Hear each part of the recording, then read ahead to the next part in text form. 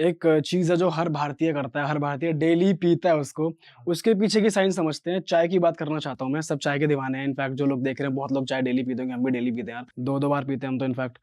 तो भाई उसके पीछे की साइंस समझना चाहता हूँ, उसके पीछे कितना गलत और कितना सही चल रहा है इंग्रीडिएंट्स के पॉइंट ऑफ व्यू से अगर देखा जाए कि वो सही है, इट्स ऑल शुगर या फिर वो हमारी बॉडी के लिए कितना हार्मफुल है, वो सब थोड़ा समझाइए। इसमें ना एक बहुत इंटरेस्टिंग टेक है। सो बेसिकली चाय और कॉफ़ी को सेम उस पे रखते हैं। यूजुअली क्या होता है, आप कभी भी कहीं भी जाना, क्या होता है, लोग आपको क्या ऑफर करते हैं कि भाई चाय पिएगा कॉफ़ी पिएगा, करेक्ट? यही बात होती है। चाय कॉफी या ठंडा। मैं यहाँ पे आया तो आपने भी मेरे से सेम चीज़ पूछी कि भाई चाय पियोगे कॉफ़ी पियोगे। वाई? बिकॉज लोग चाय और कॉफ़ी को एज सेम ट्रीट करते हैं बेवरेज के टर्म्स में, राइट? दोनों में बहुत डिफरेंस है। I tell you Y.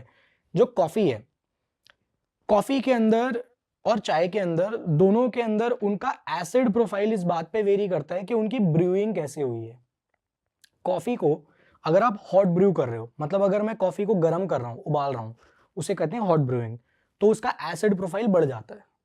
अगर मैं उसे कोल्ड ब्रू कर रहा हूँ तो उसका एसिड प्रोफाइल उतना ही रहता है जितना उसका अभी है। एसिड प्रोफाइल को भी एक्सप्लेन कर दो भाई। स्कूल के टाइम पे वो पीएच पेपर देखा है, साइंस लैबोरेटरीज में होता था वो। तो बेसिकली वो दैट इज एसिड प्रोफाइल, कि उसका पीएच कितना ज्यादा है, वो कितना एसिडिक है और कितना अल्कलाइन है। अगर वो इस साइड पे है 1 2 3 की रेंज में है, मतलब अगर वो 4 या 5 से कम है तो वो बहुत एसिडिक है। अगर उसका पीएच लेवल 5 से ऊपर है, 7 8 9 के आसपास है, तो वो अल्कलाइन है in nature. This is how pH works. तो एसिड प्रोफाइल बेसिकली, मान लो अगर किसी कॉफ़ी की, मान लो एक एग्जांपल दे रहा हूँ मैं, 3 है, अगर आप उसे हॉट ब्रू कर देते हो ना तो उसका एसिड प्रोफाइल 1 पे आ जाता है, मतलब वो और एसिडिक हो जाता है। लेकिन अगर वो आप उसे कोल्ड ब्रू करते हो तो ऑलमोस्ट उतना ही रहता है, ज़्यादा डिफरेंस नहीं आता। That is the reason. आप कभी भी देखना, आप हॉट कॉफ़ी पी के देखना और आप कोल्ड ब्रू कॉफ़ी पी के देखना, जो कोल्ड ब्रू करी हो, आप देखना दोनों का आपकी बॉडी के ऊपर अलग इफेक्ट होगा। कोल्ड ब्रू में ना आपको कभी भी हेडेक्स नहीं होंगे, कोल्ड ब्रू में आपको कभी भी एंजाइटी फील नहीं होगी, और आपको जॉइंट्स में पेन नहीं होगा। बहुत लोगों को कॉफ़ी पीने के बाद जॉइंट्स में पेन होता है अगर वो रेगुलरली कंज्यूम करते हैं तो। चाय का एसिड प्रोफाइल कॉफ़ी के एसिड प्रोफाइल से थोड़ा सा ज़्यादा है। अब इसमें एक और चीज़ होती है, कॉफ़ी में ना लोग ब्लैक कॉफ़ी कंज्यूम कर लेते हैं क्योंकि ब्लैक कॉफ़ी कंज्यूमेबल है। भाई मैंने चीनी नहीं डाली, मैंने नॉर्मल ब्लैक कॉफ़ी कंज्यूम कर ली, जो हाँ वही हम सब लोगों ने पी। चाय में बहुत कम लोग हैं जो ब्लैक टी कंज्यूम कर पाते हैं इंडिया में स्पेसिफिकली।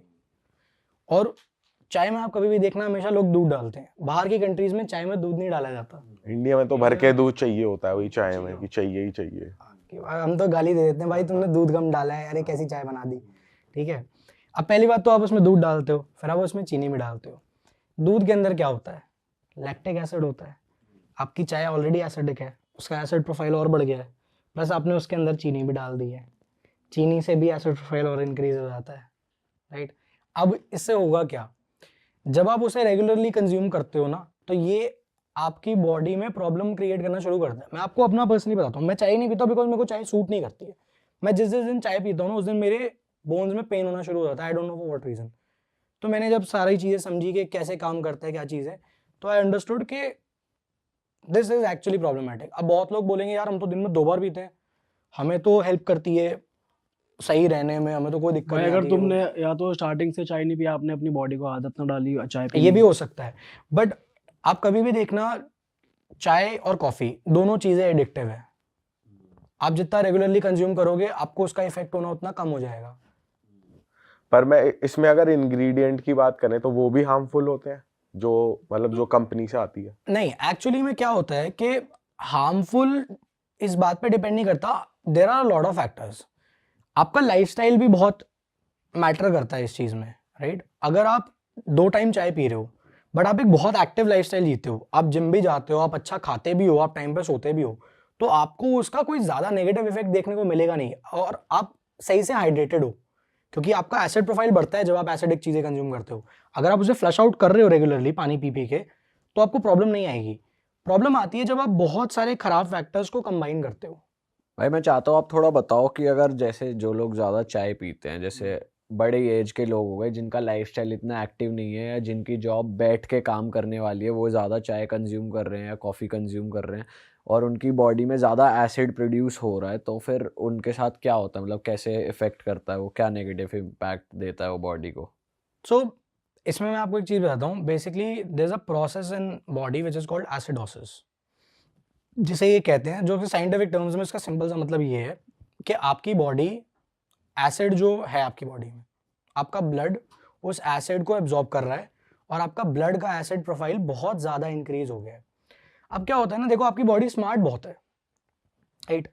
तो आपकी बॉडी कहती है कि ये एसिड मेरे लिए सही नहीं है, I have to get rid of it, मुझे कुछ करना है इसे। तो अब क्या होता है कि आपकी बॉडी इस एसिड को बैलेंस करने के लिए इसको अल्कलाइन बनाना पड़ेगा, ठीक है? अगर आपकी बॉडी का पीएच लेवल बहुत कम हो गया है तो अब आपकी बॉडी उसे नॉर्मल पेस पे लाने के लिए, उसे अल्कलाइन बनाने के लिए कुछ करेगी।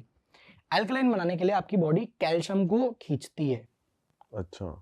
और वो कैल्शियम, अगर आपका रेगुलर बेसिस पे ऐसा फूड का कंजम्पशन है जिसमें कैल्शियम अच्छा खासा है, तो वो बैलेंस हो जाएगा। लेकिन बहुत लोगों का नहीं है, तो उसमें क्या होता है, वो कैल्शियम आपकी बोन से बॉडी से क्रिएट करती है और आपकी बोन्स की जो डेंसिटी है ना वो कम हो जाती है, बोन्स वीक होना शुरू हो जाती है। फिर जो वो एसिड आपकी बॉडी में एक्स्ट्रा हो जाता है वो आपके स्कैल्प में जमा होता है, स्कैल्प के पोर्स में, आपके स्किन पोर्स में जमा होता है, आपके जॉइंट्स में होता है। तभी लोगों को जॉइंट पेन बहुत आजकल बहुत कॉमन हो गया है। हेयर फॉल की समस्या बहुत कॉमन है और यंग टीन्स में बहुत कॉमन है, because of the same reason कि बहुत एसिडिक, या तो खाना बहुत एसिडिक है या खाना टाइम पे नहीं खाते हैं और they are not taking care, hydration नहीं है प्रॉपर, जिसकी वजह से धीरे धीरे धीरे धीरे होता है।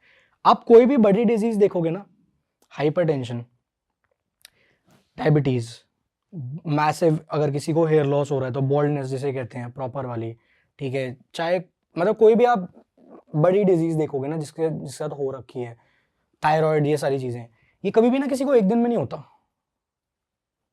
आपने कभी किसी को देखा है कि भाई नॉर्मल बंदा हूँ मैं, 20-21 साल का हूँ, सब कुछ बढ़िया चल रहा है, अनटिल कोई जेनेटिक डिसऑर्डर है, मेरे को एकदम से डायबिटीज हो गया? नहीं, over the period of time होती हैं ये सारी डिजीजेस, डायबिटीज, हाइपरटेंशन, बॉल्डनेस, ये सब over the period of time होती है। इट इज सिमिलर टू के अगर मान लो आप एक दिन ब्रश ना करो, क्या आपके दांत में कैविटी हो जाएगी? नहीं होगी। बट अगर आप 1 साल तक ब्रश नहीं करते हो तो आपके दांत 100% खराब हो जाएंगे। यही छोटी छोटी चीज़ें हैं भाई जो लोगों को मतलब अनहेल्दी बना रही है।